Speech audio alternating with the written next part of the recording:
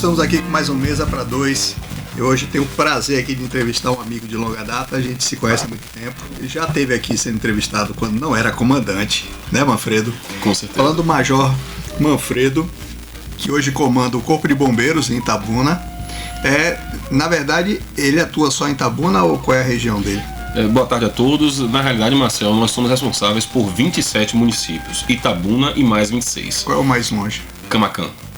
Camaquã? Vocês têm que sair daqui até Camaquã para apagar o incêndio? Para apagar o incêndio. Vai estar tudo torrado quando chegar lá. Mas essa é a visão de comando de nós podemos expandir a nossa atuação para um subgrupamento naquele município, porque isso vai ser debatido não só com o alto comando da corporação quanto com o prefeito, porque nós temos a vontade e a ideia de levar um subgrupamento não só para a região mais extrema do sul. Ele pode dar o combate inicial até chegar um apoio, exatamente. Ou inicial, ou quem sabe, a depender da estrutura montada lá, já resolver a situação sem necessitar que Itabuna desloque. Porque na verdade a gente fala de Corpo de Bombeiros, mas por exemplo, antigamente quando não tinha Corpo de Bombeiros, o pessoal apagava incêndio com extintor de carro, extintor de empresa, extintor de casa. Com balde de água. Às vezes apagava mesmo e pronto, dava um jeito. Quer dizer, se tiver o subgrupamento, vai facilitar muito, né? Porque é o tempo de vocês chegarem com uma coisa maior, né? Exatamente, Marcelo. Porque todo Corpo de Bombeiros, em qualquer lugar do mundo, trabalha com uma situação chamada tempo-resposta. Então, quanto menor esse tempo-resposta, isso é melhor para a sociedade, isso é melhor para a preservação do patrimônio e, claro, para a vida humana.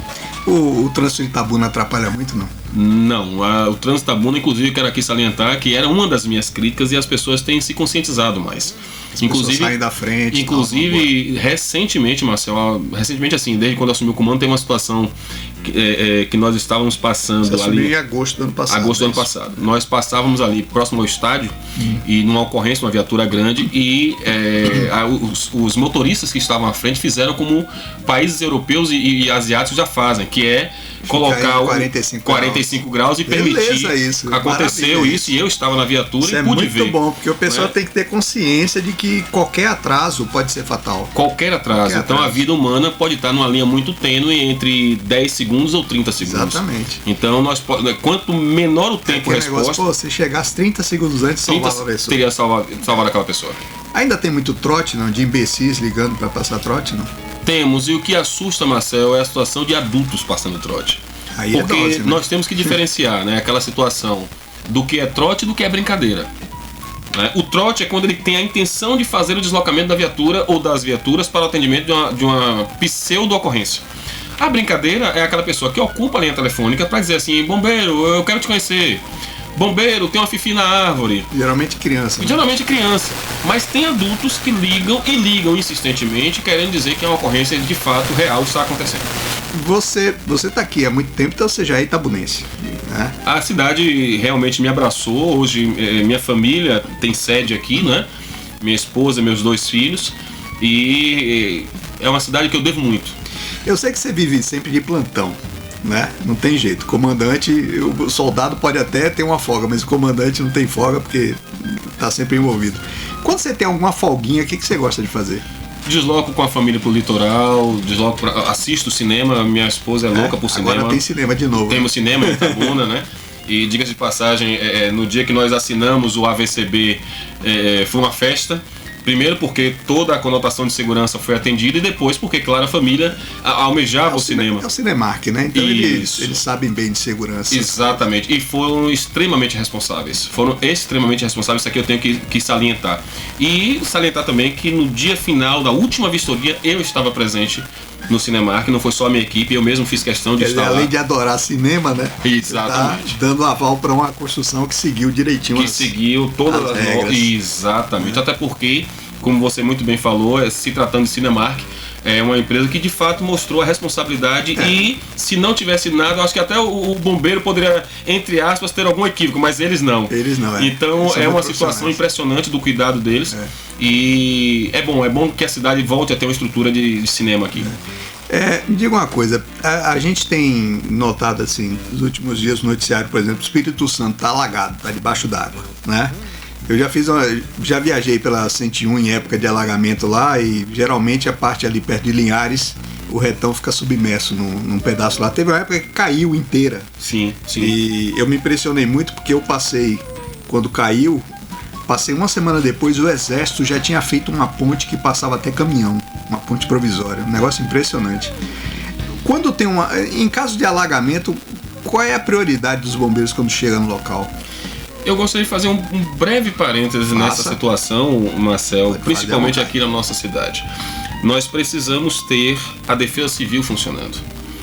O bombeiro, numa situação como essa, tem todo o seu aparato, tem todos os seus equipamentos, sua equipe devidamente pronta, mas esse backup da Defesa Civil faz-se necessário. Então, nós temos que chamar a atenção para esse ponto. Nós estamos no período de chuvas e precisamos que esteja atuante a Defesa Civil. Qual é o papel da Defesa Civil nesse caso, junto aos bombeiros? Exatamente. Enquanto o bombeiro vai estar fazendo toda a situação de retirada das vítimas, de até ajudar na situação dos bens patrimoniais, etc., mas dando esse primeiro apoio à vítima, às famílias que estão na inundação, na enchente, ou sob risco de soterramento, desmoronamento, a Defesa Civil tem que estar com a estrutura pronta para recepcionar essas famílias, acomodá-las da melhor forma possível, bem como a situação de alimentação, de água. Porque você vai salvar a pessoa, mas não tem aonde colocar. Exatamente. Então, ao Corpo de Bombeiros não compete essa estrutura. Nós contamos que, a partir do momento que nós façamos o resgate, nós tenhamos aonde direcionar essas famílias. Costuma ter resgate de animais também, de alagamento? Temos, com certeza absoluta. Então, também precisa ter uma providência em relação a eles. Até porque, constitucionalmente falando, cabe também ao Corpo de Bombeiros a preservação do meio ambiente. Então, nós estamos, isso aí, claro, obviamente, fauna e flora. Então, quando a gente vai para um incêndio florestal, a gente não se preocupa só no combate ao incêndio florestal. Se tem animais para serem resgatados, os animais serão resgatados, né? Então, assim, mas me permita voltar à situação das enchentes. Nossa equipe está devidamente equipada, devidamente preparada e devidamente orientada a como proceder. Mas, quando acontece uma ocorrência de grande monta, que várias famílias estão envolvidas, faz-se necessária a atuação de um PAN. O que é o PAN? Um plano de auxílio mútuo. Seja bombeiro, prefeitura, SAMU e entidades privadas, todo mundo junto, para minimizar os danos naquela ocorrência. Então, o bombeiro não é e nunca será em lugar nenhum do mundo onipresente, onisciente e onipotente. O bombeiro não é Deus. O bombeiro também, eu não gosto, Marcel, dessa situação do bombeiro herói, né? Porque se ele foi herói, significa que ele correu um risco talvez desnecessário. Talvez desnecessário. Então, o bombeiro ele não trabalha com heroísmo. O bombeiro trabalha com técnica, com tática. O bombeiro tem medo. O bombeiro tem medo do fogo. O bombeiro tem medo... Se não tiver, tem algo errado com o cara, né? Porque o fogo é um negócio... O bombeiro tem medo do fogo, o bombeiro tem medo da correnteza. Agora, o bombeiro trabalha esse medo para que esse medo não se transforme em pânico, porque eu tenho que ter medo. Eu não posso ter pânico. O medo me permite aguçar os meus sentidos. Olha, isso aqui tá faltando. Eu não fiz o nó correto, eu não fiz a ancoragem você correta. Não toma cuidado também. Exatamente. E se o pânico tomar conta, aí pronto. Você perde totalmente. Agora, deixa eu jogar um pouco de areia na sua farofa, porque eu lembrei agora de um episódio muito engraçado de Salvador. Teve vários alagamentos em Salvador e teve 2 vídeos de salvamento por parte de bombeiros que são hilários. Pelo seguinte...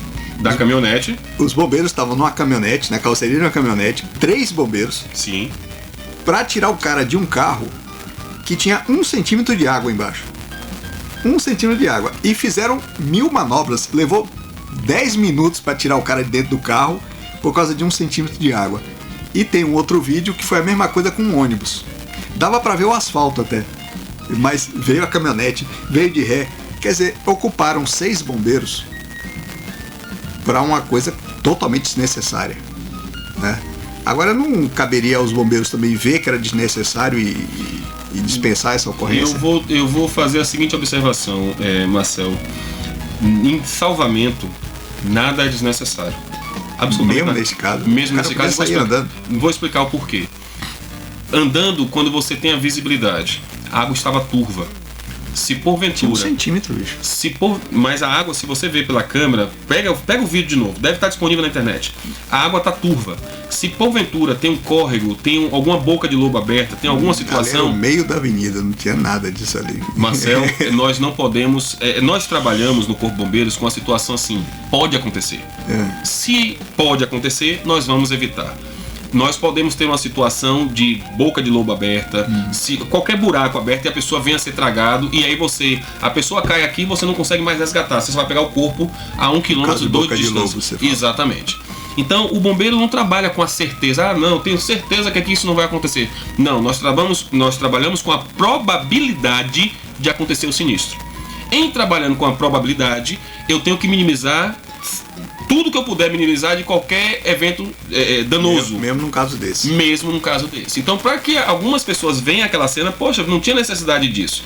Só que, se eu não faço esse amparo com a caminhonete para que a pessoa não pise mais na água, pise logo na carroceria da caminhonete, já esteja segura, do que esperar ela descer, pisar na água sem saber onde está pisando, e tentando chegar na caminhonete e pisa e cai num buraco, e esse buraco suga essa pessoa literalmente, eu não consigo mais resgatar essa pessoa. Não tem mergulhador no mundo que faça esse resgate. Já teve vários casos assim, em São Paulo mesmo. Eu lembro de um caso recente. A mulher caiu num bueiro desse, não dava para ver a rua, né? Tava um lago só. E a mulher caiu e foi achada, acho que 3 dias depois. Essa é a preocupação, Marcel. Então nós trabalhamos com a situação da probabilidade de que possa acontecer algo pior. A gente estava falando de enchente, você estava me contando aqui, a gente vai aproveitar para falar disso. Você fez uma reforma muito grande lá no quartel dos bombeiros, que agora fica do lado da PM, né? Eu vou voltar já nesse assunto para a gente falar da piscina e do tanque, tá? Vai daí, Paulinho.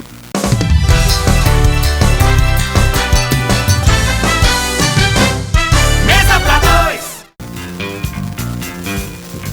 Estamos de volta com Mesa pra 2, estou aqui com o Major Manfredo, o capo de tuticapo dos bombeiros de Itabuna. Ele tava falando aqui, não tava falando nem de bombeiro, ele tava falando de filhas, de criar filhas, que é um privilégio ser pai de filha. Ser pai de menina é um negócio espetacular. Mas se a gente for falar disso aqui, a gente vai passar o dia todinho, tá? Com certeza. Porque pais babãos são assim. Ele tava falando de enchente, e o Manfredo tinha comentado comigo antes do programa de uma reforma grande que ele fez lá, e tem inclusive um tanque e uma piscina. É para esse treinamento, né, Manfredo? Com certeza. Eu quero salientar aqui o empenho da Secretaria de Segurança Pública, na pessoa do Dr. Maurício, do próprio comandante-geral da corporação, Coronel Teles, que fizeram com que isso se tornasse viável. A gente estava falando do tanque, né, Manfredo? Isso. Foi feita uma reforma lá no quartel dos bombeiros, e a gente estava falando de enchente, e antes o Manfredo já tinha me falado que tinha feito um tanque e uma piscina. É para esse treinamento, né? Isso, eu vou só fazer uma observação, Marcel. Nós fizemos um projeto, o projeto está aprovado e com recurso sinalizado na ordem... vai ser feito. Isso, exatamente. Então nós estamos com recurso sinalizado da ordem de R$840 mil para serem investidos no 4º GBM Itabuna. Isso já com a anuência do senhor secretário de Segurança Pública, do Coronel Teles. Esse dinheiro, né? Já tá seguro, o fator agora é só licitação.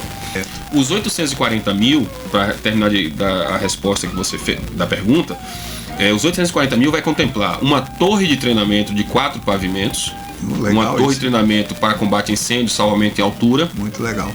Uma piscina com tanque de mergulho, né, ou melhor, um tanque de treinamento, onde a parte mais rasa vai ter 1,60 m e a parte mais profunda 4,60 m, para poder cada vez mais capacitar, habilitar o nosso pessoal no meio líquido. Os bombeiros têm mergulhadores também. Mergulhadores, guarda-vidas, enfim, nós atuamos também no meio líquido, né? Porque salvo raríssimas exceções, não há um campo em que o bombeiro não possa atuar. Salvo raríssimas exceções. O carro foi parar no mar, né? Nós temos agora, mais recente, a Operação Mancha de Óleo. O Corpo Bombeiro Militar da Bahia abraçou todo o nosso litoral. Abraçou todo o nosso litoral. Diga-se de passagem, o 4º GBM Itabuna, com a anuência do Comando Geral, e para apoiar o 5º GBM Ilhéus, nós fomos para Barra Grande. Nós fizemos a limpeza das praias de Barra Grande, fizemos a estrutura de conservação daquele belíssimo litoral. E não é fácil, né? Porque aquele óleo, quando ele se mete em pedras, na areia até é fácil, mas quando vai em pedra... Mas ainda que seja na areia, Marcel, o trabalho foi árduo de toda a equipe, do Corpo Bombeiro Militar da Bahia atuou de forma espetacular. Em pedra é quase impossível tirar todo, né? Aí não, é a situação mesmo. Pega aquelas pedras nas praias, não, aí é muito complicado, para não dizer, não vou dizer impossível, porque nada é impossível, só é querer. Uma escovinha de dente, né? Fazer a limpeza. Então, nós estamos aí com essa estrutura prevista para licitação. E também uma sala de convivência. O que é essa sala de convivência, Major? A sala de convivência é um espaço onde os militares que estão de serviço, ou seja no operacional, seja no administrativo, possam ter um espaço para conversar, um espaço para descomprimir, até porque nós colocamos, Marcelo, também... eu vou lá humilhar o pessoal no bilhar. Pronto, nós colocamos também uma mesa de bilhar, colocamos um tênis de mesa e um pebolim. E bem como, né, colocamos para os nossos militares uma academia de ginástica no valor de R$90 mil.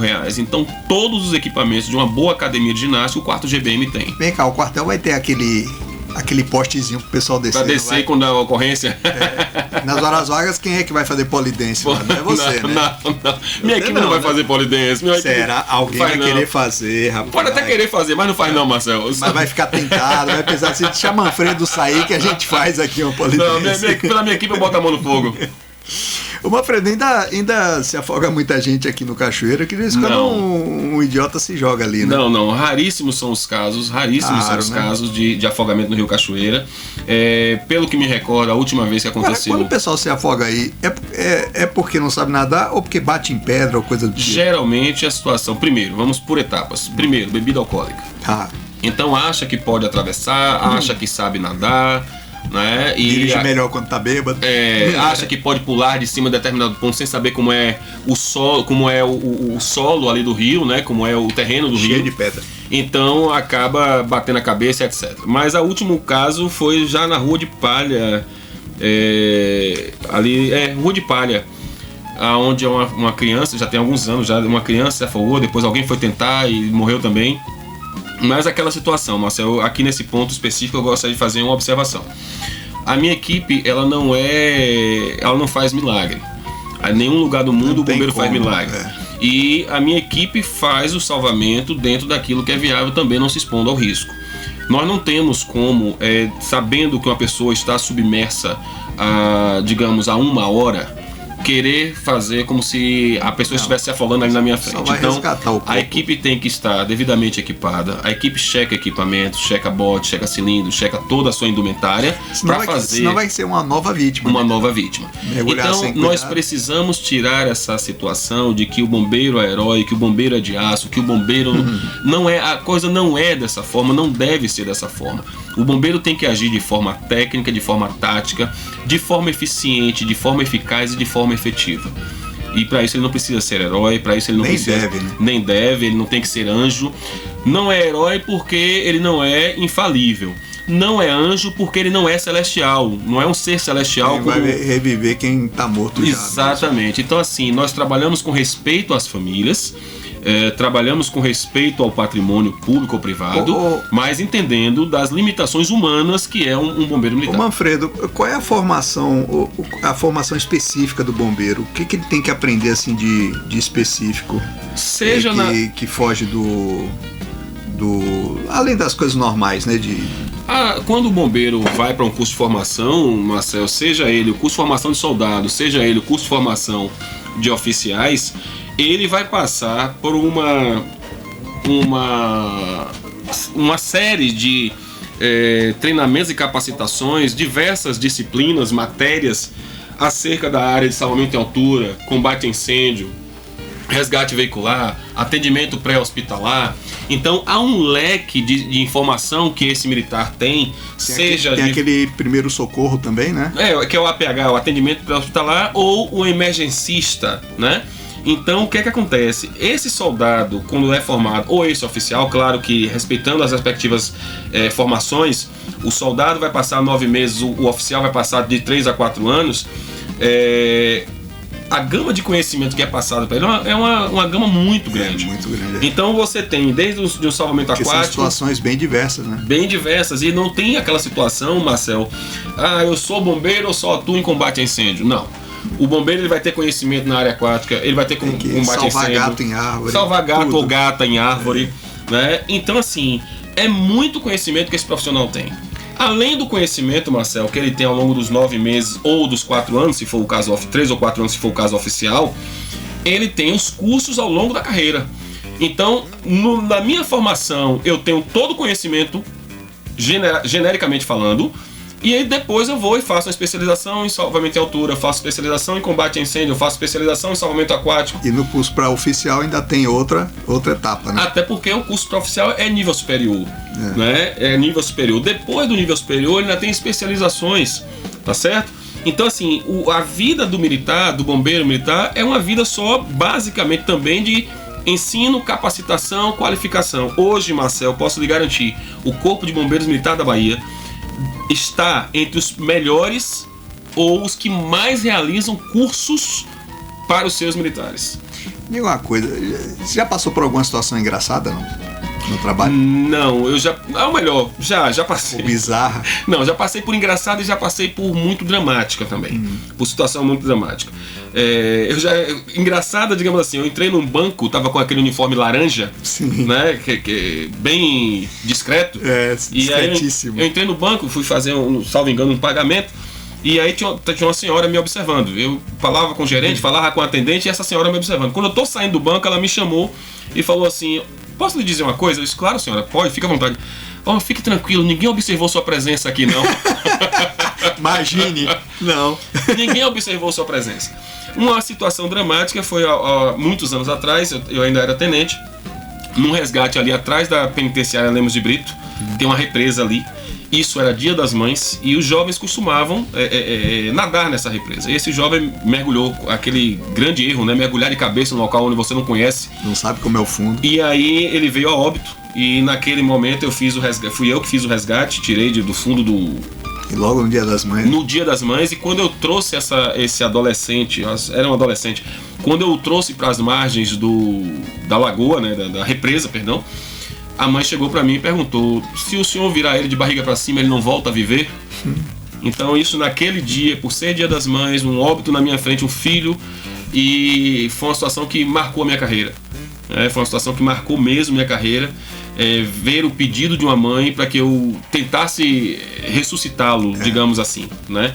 E é por isso que eu volto a dizer, Marcel, insisto aqui no seu programa, nós não somos heróis, nós não somos divinos, nós não somos anjos, nós apenas controlamos os nossos medos, nós controlamos os nossos anseios e trabalhamos em cima de técnica, de tática para poder resolver as situações. Em casa de bombeiro tem aquela história de santo de casa, não?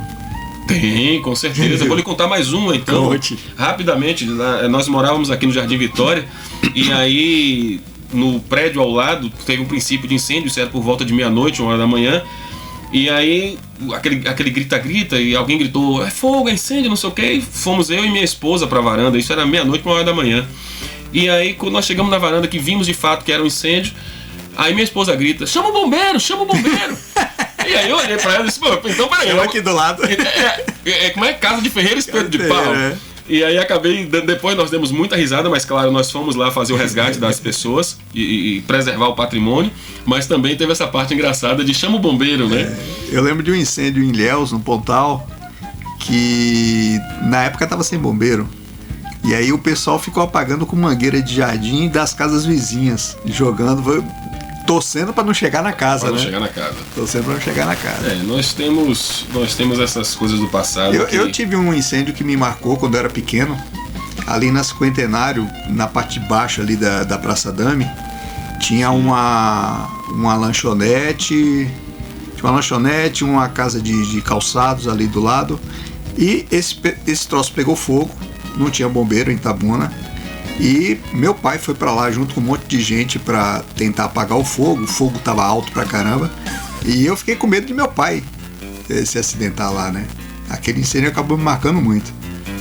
São situações que marcam mesmo, com certeza. Porque era um negócio que você não sabia, né? Ninguém ali era bombeiro, todo mundo ia lá pra tentar fazer alguma coisa. Com certeza. Né? Mas tinha essa solidariedade, todo mundo desceu, foi pegar extintor de incêndio de carro, extintor de incêndio de empresa e correu para lá. Nós tivemos uma situação agora, Marcel, em Coraci, onde a sociedade se uniu para debelar o incêndio. Nós tínhamos 2 bombeiros de folga que moram na cidade e que também atuaram, mas a sociedade toda foi buscar extintor não sei aonde, foi buscar água não sei aonde, e conseguiu, junto com o pessoal do Corpo de Bombeiros que estava de folga. Inclusive eu estou constando um elogio para eles, para esses militares que ajudaram nesse controle dessas chamas. Aconteceu um negócio engraçado comigo, com isso aí. Eu já fui bombeiro uma vez. Eu vi um Fusca pegando fogo. Aí eu parei meu carro, peguei o extintor de incêndio do carro. O cara tinha acabado o extintor dele tentando apagar a chama do jeito errado, por cima. Aí eu fui por baixo e apaguei as chamas. Aí o cara agradeceu muito, falou: faço questão de encher o seu extintor, tal, me dê aqui, me dê o endereço, vou fazer lá. Nunca mais eu vi meu extintor. Foi embora, já era. O que tem de mais ocorrência aqui em Itabuna?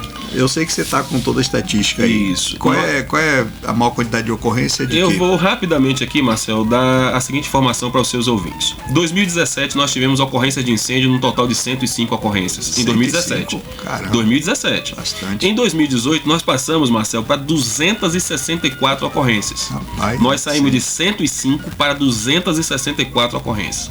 E nós fechamos 2019, Marcel, com 507 combates a incêndio. Isso aí você dos mais incêndio em fogo em mato, fogo em veículo, fogo em residência, fogo em depósito. Em residência, o que costuma acontecer mais para causar incêndio? Incêndio em residência. Incêndio em residência em 2019, Marcel, 66 incêndios em residência. E a maioria é o quê? Fiação elétrica, é o quê? O bombeiro ele não emite esse tipo de opinião, informação. Isso aí cabe ao DPT.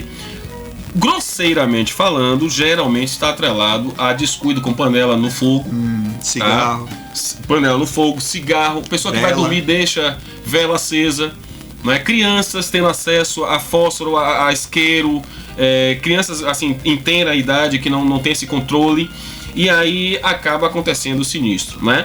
Quando se diz a situação de perícia, até hoje o bombeiro já está montando a sua estrutura de perícia, mas hoje ainda cabe ao DPT. É o DPT. Quando o bombeiro estiver com o seu núcleo de perícia instalado, aquilo que for inerente a incêndio sairá do DPT e vem para o Corpo de Bombeiro Militar. Como é no exterior, né? Como é no exterior. Que é bem comum lá. Exatamente. Então, Marcel, só para continuar, me permita. Ocorrências de busca e salvamento em 2017, 245. Busca e salvamento, só para citar algumas. Resgate de cadáver, 3. Retirada de pessoas em elevador, 2. Tentativa de suicídio, 3. Né? Isso em 2017, tá? 2017, 245. Quando nós vimos para 2018, Marcel, nós passamos para 664 ocorrências atendidas pelo Corpo Bombeiro Militar em Itabuna. Aumentou o suicídio, não? 7. Nós saímos para mais de 100%, porque nós passamos de 3 para 7 em 2018. Sim, em 2019. Quando foi em 2019, nós tivemos 12 ocorrência de tentativa de suicídio. Eu perguntei isso porque eu sinto que tem uma tendência crescente de uns anos para cá. De uns anos para cá, salientando que a última, que foi muito próximo ao quartel, inclusive o subtenente Azevedo, no momento que a pessoa se dependurou na corda, ele salvou essa pessoa. Isso foi noticiado, isso inclusive foi solicitado elogio para ele. E a própria pessoa que tentava contra a vida lançou um videozinho agradecendo ao subtenente Azevedo, que aqui eu faço uma menção honrosa a ele, ao subtenente Azevedo, por essa postura. Só para lembrar, olha aí a questão de 10 segundos faz diferença. Exato, perfeito. Muito boa colocação. Faz toda a diferença. Toda a diferença. Então, quando ele chegou, que houve a informação de que essa pessoa estava tentando, quando ele chegou foi o momento que a pessoa se jogou e ele conseguiu abraçar a pessoa e salvar essa pessoa. 10 segundos depois não salvava. Isso está registrado, inclusive o próprio secretário de Segurança Pública tem conhecimento dessa ocorrência. Então, perceba, Marcelo, nós saímos de 3 ocorrências em 2017, tentativa de suicídio, para 7 em 2018 e já estamos em 12 em 2019, na cidade de Itabuna. E podemos dizer aqui agora, atendimento pré-hospitalar realizado pelo Corpo de Bombeiros, 19 em 2017, 86 em 2018 Caramba. E 97 em 2019. Quero aqui salientar que são ocorrências que não se confundem com as do SAMU. Sim, então nós temos ainda o atendimento feito pelo SAMU, mas temos também 97 ocorrências atendidas pelo Corpo de Bombeiros. Então nós temos aí um total nessas situações de ocorrência atendida pelo Corpo de Bombeiros, Marcel. Você esqueceu da minha favorita. Qual delas? Insetos. Captura de insetos, salvamento, ou captura de insetos ou salvamento de animal. Sim. 2017, 44. 158 em 2018, 178 finalizamos em 2019. Agora, esse crescimento é porque o bombeiro teve condições de trabalhar mais ou foi crescimento mesmo? Crescimento das cidades, crescimento, entre aspas, a invasão da sociedade no terreno que era do animal. Sim. Então, por consequência, ele passa a ser mais visto. Influencia muito. Tira um predador, aí cresce o outro. Exatamente. Você mata a aranha, o mosquito da dengue agradece. Você mata uma lagartixa, ele agradece de novo. Pronto. Então, assim, o Corpo de Bombeiros vem tendo essa demanda crescente exatamente por força, claro, também do crescimento da sociedade. Hoje qual é o efetivo hoje? Hoje nós estamos com 90 homens para atender a 27 municípios. Pouco, mas eu posso lhe dizer, com serenidade, que nós temos atendido a cidade de Itabuna e os municípios circunvizinhos da melhor forma possível e correspondendo à expectativa da sociedade. Bombeiros de Itabuna já perderam alguém no trabalho? De Itabuna? Não. No seu histórico, não. Eu perguntei porque eu não lembro de nenhum caso. Não. No seu histórico, eu tô aqui desde 2003. No seu histórico, não. E eu espero que isso nunca aconteça. Eu também. Porque uma situação... se quando eu atendo, como já aconteceu ali para quem vai para depois de Buerarema, eu acho que uns 15, 20 quilômetros depois de Buerarema, eu fui atender uma ocorrência e lá estava uma pessoa conhecida. E aquilo já me causou uma certa, digamos, entre aspas, angústia, né? Porque a pessoa me viu, Manfredo, tudo bem, e quando eu vi que era a pessoa, eu digo, não, calma, já estamos aqui, vamos resolver e tal. Eu não quero que aconteça com um militar nosso. Né? Eu não gostaria de ter essa ocorrência sendo atendida. Realmente não gostaria. Eu ia te perguntar um negócio, agora me deu um branco. Culpa da Coelba. Minha não. Você falou que tem esse efetivo, né? Em matéria de equipamento, como é que tá os bombeiros aqui? Ontem me fizeram uma pergunta, e acho que coincide com a sua, sobre presente, passado e futuro de equipamentos. Hoje eu posso dizer que o bombeiro já está no futuro. Hoje nós temos câmera térmica, hoje nós temos câmera térmica, bacana isso. Ou seja, eu sei qual é a temperatura que o ambiente está. Eu tenho câmera que me permite falar, câmera e equipamentos que me permitem falar com a vítima que esteja soterrada. Equipamentos que me permitem saber qual é a temperatura que a vítima está, a corporação, né? Perdão, o corpo da vítima, a temperatura corporal da vítima. Enfim, vários equipamentos. Já usa algum drone, não? Não, está sendo adquirido. Nós estamos adquirindo 3 drones. 3 drones. Nós estamos adquirindo 3 drones. Tudo drone aéreo ou drone terrestre também? Porque tem uns drones terrestres para caso de desabamento, essas coisas. Não. Nós estamos com a aquisição de 3 drones aéreos. E nós temos a situação, Marcel, foi até bom você tocar nesse ponto. Quando eu assumi o comando, e aqui já vai ser uma crítica. Quando eu assumi o comando, eu convidei o curso de engenharia da UESC, eu convidei a Unime, convidei a FTC para um bate-papo e um brainstorm, né, uma tempestade de ideias, onde eu gostaria que aqueles equipamentos que eu acabo de falar, eles pudessem ser compilados em um só, onde o transporte seria melhor, a maneabilidade, o uso desse equipamento seria mais fácil em ocorrência, mas infelizmente eu só fui atendido, só teve a presença da UESC, mas mesmo assim a conversa não foi adiante. Então, a minha ideia era pegar esses equipamentos já disponíveis. Uma das funções de uma universidade é justamente fazer esse tipo de brainstorm. Exatamente, né? Essa tempestade de ideias. Só que eu só fui atendido pela UESC e mesmo assim a conversa não foi adiante. Mostrei todos os equipamentos, a câmera térmica, a câmera microscópica para chegar até o local que esteja colapsado, né? Enfim, tudo que eu dispunha, mas só que não foi adiante. Que a minha ideia era pegar o conhecimento, pegar esse capital intelectual desses alunos, desses professores, juntar esses equipamentos, miniaturizar. Digamos que a ideia mais minha, prático de transportar, de usar, exatamente, de entrar em local confinado, do que estar carregando grandes malas, grandes equipamentos, grande fiação. Então, mas quem sabe um dia essas universidades atendam o meu chamado novamente e eu vou estar à disposição com minha equipe, meus equipamentos, para poder nós trabalharmos. Porque entendo que o capital intelectual ele tem que entregar algo à sociedade. Eu acho. A gente vai fazer um intervalozinho. Como teve essa queda de energia aqui, a gente acabou esticando esse bloco. E como a gente perdeu um tempo, nós vamos fazer mais um bloco de bate-papo aqui com o Manfredo, tá?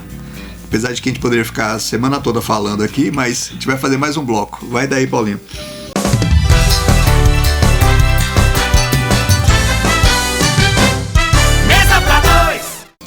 Estamos de volta com Mesa para Dois. Estou aqui com o Major Manfredo e a gente tava conversando aqui de outras coisas. Eu quero saber uma coisa de você, Manfredo, que a gente ouve falar boato para tudo quanto é lado, né? É verdade que você quer ser presidente da república, ou senador, ou deputado, ou prefeito, ou alguma coisa assim, não? Tem um povo aí dizendo que você devia se candidatar, que você é popular e tal. Você tem vontade, não? Eu acho que vontade todo mundo tem, ou deveria ter, mas me faltam... Eu só tenho para presidente, abaixo disso não. Abaixo disso não, mas me faltam ainda 4 anos para minha aposentadoria, e só depois da minha aposentadoria é que eu vou pensar na situação política da minha vida, né? Se abraço ou não. É claro que convites, insinuações podem acontecer, mas nesse momento eu estou focado nesse momento eu estou focado na gestão do quarto GBM. O trabalho, né? Curto, eu amo a corporação a qual eu abracei, eu gosto da gestão do meu quartel e não penso agora, em hipótese alguma, em gestão de cidade ou Câmara de Vereadores, nada disso. Eu acho que o político... Nem presidência? Não, em absoluto. O político está lá no lugar dele, na prefeitura, está na Câmara de Vereadores, e eu estou na minha parte técnica, executiva, né, de arregaçar as mangas e fazer cada vez melhor pelo Corpo Bombeiro Militar da Bahia, pela minha unidade e pela minha tropa. Vou falar em políticos, vamos falar de educação. Você não acha que podia ter uma matéria sobre cuidados básicos de incêndio, de emergências nas escolas? O Corpo de Bombeiros começar desde cedo. Eu sei que o Corpo de Bombeiros faz umas demonstrações de vez em quando, né? Eu tô falando de uma matéria mesmo. Sim, deveria ser colocado desde criança saber o que é o extintor, para que serve o extintor, o que você faz em caso de incêndio. Porque entendeu? Se adulto já não sabe fazer, né? Não sabe o que fazer com o extintor, imagina uma criança, né? E vale salientar que essa cultura, só sei porque um bombeiro me ensinou, mas essa cultura, Marcel, essa cultura preventiva, ela deve ser iniciada na mais moderna infância, digamos assim. Você mesmo falou, né? Às vezes é criança que toca fogo numa casa porque não tem noção, tá etc. Exatamente. Então, assim, quanto mais uma sociedade tem a cultura preventiva instalada, isso é bom para todos. Então, algumas pessoas dizem assim, o Corpo de Bombeiros fica muito tempo aquartelado. O Corpo de Bombeiros não é igual a polícia que está fazendo policiamento ostensivo. Primeiro, cada um... vai ficar andando à toa por aí. Exatamente. Então, assim, cada um dentro da sua competência, dentro da sua habilidade, dentro da sua expertise, para poder fazer o melhor pela sociedade. Ao Corpo de Bombeiros compete, né, fazer a parte preventiva e também o combate a incêndio. Mas seria muito interessante que toda a sociedade abraçasse a ideia da prevenção. Isso significa dizer que sim, o bombeiro vai ficar mais tempo aquartelado, porque quando o bombeiro desloca, e isso é bom, quando o bombeiro desloca, significa dizer que uma vida está em risco, o patrimônio está em risco. É reagente. É reagente. Então, eu não quero ser reagente. Eu não gostaria que o bombeiro fosse reagente. Eu gostaria que o bombeiro estivesse... que ele fica aquartelado o tempo todo. Aquartelado o tempo todo. Fica porque lá, a parte preventiva... Fazendo polidense. Fazendo aquilo que também compete a ele, que é a parte preventiva. Então, quando o bombeiro, junto com a sociedade, faz a parte preventiva, é bom para todo mundo. Eu acho. Deixa eu perguntar uma coisa que eu sempre pergunto quando tem um bombeiro por aqui. Já perguntei para você na época também, na última vez que a gente teve entrevista. A partir de que andar eu vou morrer queimado porque a escada Magiros não chega? Vamos lá. Primeiro que... Qual é o limite hoje da escada? Não, primeiro que na cidade de Itabuna nós não temos a escada Magiros. Nós não temos a escada Magiros. Mas tem uma escada. Mas temos escada no Bombeiro da Bahia. O que acontece? Qual é o limite da escada hoje? Algo em torno de 12 a 15 andares. Tá bom. Era menos antes. Mas o que é que acontece, Marcel? Eu gostaria que você observasse por um outro aspecto. Vamos olhar agora pela parte técnica da coisa. Vamos pegar Itabuna como exemplo. Certo. O nosso universo, Itabuna.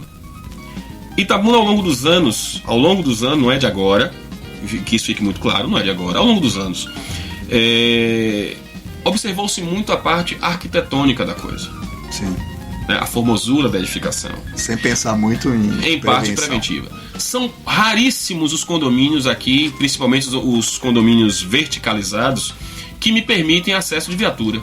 É? Porque o pórtico Sim. Né? Não permite. A parte arquitetônica. A parte arquitetônica não me permite o acesso de viatura. Não permite o acesso de viatura. Verdade. Porque nossas viaturas não são carros pequenos. Quer dizer, o carro vai ter que ficar do lado de fora da estrutura, vai ter que ter uma mangueira enorme. E aí você tem perda de vazão, perda de pressão. Perda de tudo. E porque quando você chega, perceba que a maioria dos prédios, dos condomínios verticalizados, você tem a guarita. Aí você vem uma quadra poliesportiva, uma piscina, tem muita até chegar a fachada da edificação. Mesmo que nós estivéssemos na cidade de Itabuna hoje... Teria que ter um acesso até a beira do prédio. A beira do prédio nós não temos, na maioria das edificações. Verdade, isso devia ser lei, inclusive. Pronto. Então o que acontece? O que acontece, Marcel? Nós temos a situação de ficar 20, 30 metros distante da fachada da edificação. Se você pega uma plataforma aérea ou uma escada Magirus, não vai adiantar quando nada. você arvora, que chama o termo é arvorar, quando você arvora a escada ou a plataforma, você já perde ângulo de ataque. Numa distância dessa você não vai nem conseguir usar. Se você, por exemplo, poderia atingir o 10º andar, você vai atingir talvez o 5º. E olha lá. E aí você faz um investimento de, vamos colocar, 2 milhões de reais ou mais numa plataforma, é bem caro. E você não tem a utilidade dela porque a parte arquitetônica que foi privilegiada. Vou aproveitar aqui para pedir para Charliane, que é o único vereador homem da Câmara de Itabuna. Tô brincando, viu, gente? Mas é que Charliane é uma mulher retada. Vou aproveitar para pedir para Charliane entrar com um projeto de lei para ver se a gente consegue obrigar os novos condomínios a ter uma maneira de acesso de corpo de bombeiros, de ambulância, de tudo facilitado.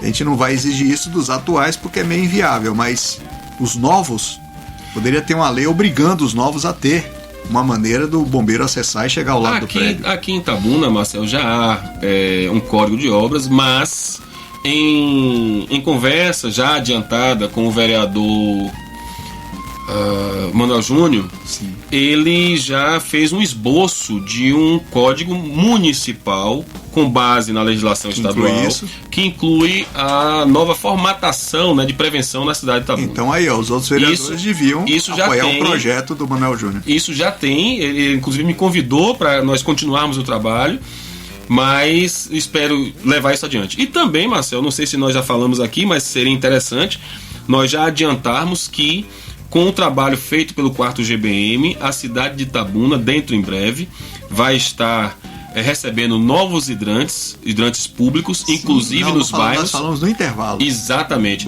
E nos bairros. Isso aí vai ser marcada a data junto com a presidência da Imasa e o prefeito Fernando Gomes, porque a cidade de Itabuna vai sair de 10 hidrantes para 25 hidrantes. E olha, a gente estava comentando aqui, um tempo atrás a gente não tinha quase nenhum hidrante funcionando. Exatamente. Era só de enfeite. E aqui, Marcel, por uma questão de justiça, Marcel, eu quero aqui chamar a atenção e aproveitar o seu espaço para elogiar a postura do Jader da Imasa, porque atendeu o nosso pedido, discutiu conosco acerca dos melhores locais para a colocação desses novos hidrantes. Está falando, inclusive, que vai colocar nos bairros, né? Nos bairros, nós teremos aí Califórnia, bairro de Fátima, teremos hidrante no Jardim Vitória, São Caetano, ou seja, localidades que nunca pensaram em ter esses equipamentos, e diga-se de passagem, são equipamentos de uma utilidade pública fenomenal. Nem diga. Não é? Você chegar lá e não ter um hidrante para poder abastecer então o carro. Nós temos o grande centro comercial, que é o São Caetano, nós temos um bairro extremamente verticalizado, que é o Jardim Vitória, nós temos aí uma grande concentração de pessoas, que é o Califórnia e bairro de Fátima. Então, assim, nós fizemos todo um levantamento, Marcel, e entregamos a Imasa fez contrapropostas, no sentido, olha, eu não tenho rede passando aqui, mas tenho aqui pode ser? Pode. Então, vamos ajustar as coisas, mas o interessante, tanto para o Corpo Bombeiros quanto para a Imasa, é que a cidade de Itabuna, dentro em breve, sairá de 10 hidrantes para 25 hidrantes. Isso é muito bom. Isso, com certeza, vai ser... E funcionando, né? Funcionando. E aqui eu ressalto o profissionalismo e o respeito institucional do senhor Jader da Imasa, que vem trabalhando de forma muito séria para atender o pedido do Corpo de Bombeiros. É isso aí. Deixa eu te perguntar uma coisa prática, tá? Eu não moro em apartamento porque eu prefiro morar em casa. Mas, se o cara mora num apartamento, digamos que pegue fogo no 13º andar. Sim. O cara sobe, o cara desce, o que a pessoa deve fazer? Ou o que é mais viável para a pessoa fazer? Marcel, vamos lá. quando você tem uma edificação como essa... Vocês estão falando do cara que está acima do fogo. Pronto. O que é que acontece? Independente se ele está acima ou se ele está abaixo. Vamos falar de forma... Se ele está abaixo, ele pode descer, né? Não, é isso. Mas falando se ele está acima, um andar acima, pronto. Por exemplo. Mas o andar acima, Marcel, depende da seguinte situação. Se a edificação tem escada protegida ou escada enclausurada. Pronto. São duas situações distintas. A escada protegida, ela simplesmente vai ter uma porta corta-fogo e você vai ter acesso à escada. Ou seja, a escada vai continuar com fumaça. A escada vai continuar lhe asfixiando. Sim. Pronto. Então, independente se você vai passar pelo andar que está em chamas, mas você vai ter muita fumaça na escada. Pronto. Quando você tem uma escada enclausurada, você tem uma porta, você vem para uma antecâmara e depois você passa por uma outra porta para acessar a escada. Ou seja, aí ela é isolada. Ela é isolada e aquela fumaça ela vai ser expelida da edificação. A escada fica basicamente livre. Aí o cara pode descer. O cara pode. As pessoas podem fluir por ali. Não é o que acontece hoje nas edificações aqui da cidade e talvez do Brasil. Nem todo local você vai encontrar escada enclausurada. É. Então o que acontece? O ideal é que a pessoa não utilize o elevador.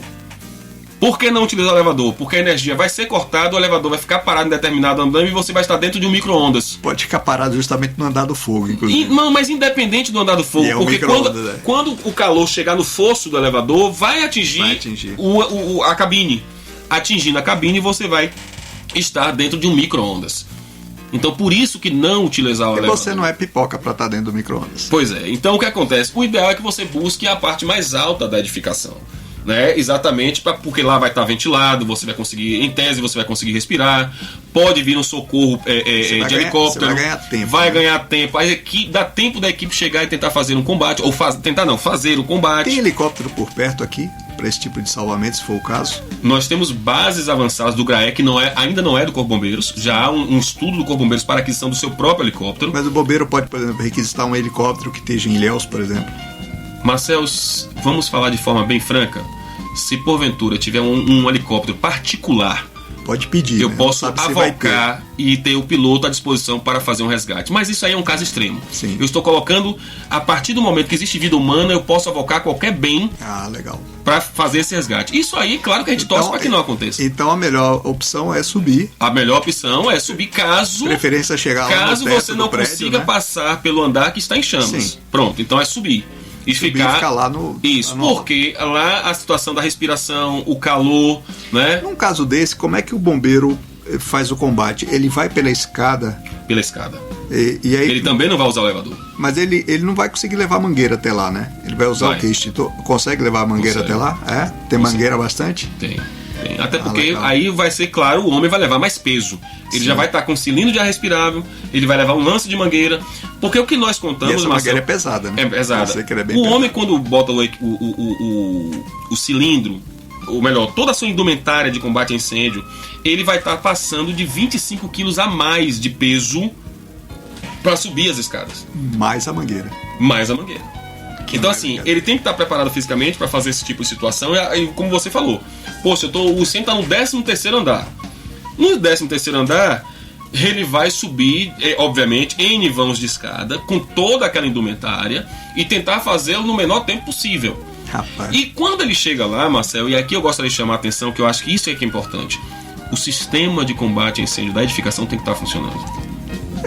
Então, o hidrante de parede naquele andar... Nem todos têm também, né? Nem todos têm, mas é por isso, Marcel, que nós precisamos... Ou às vezes tem e é de enfeite. Nós precisamos, Marcel, incutir na cabeça dos empreiteiros, dos construtores, a parte preventiva é de suma importância. Por quê? É que, na verdade, é meio a cultura brasileira de não vai acontecer comigo.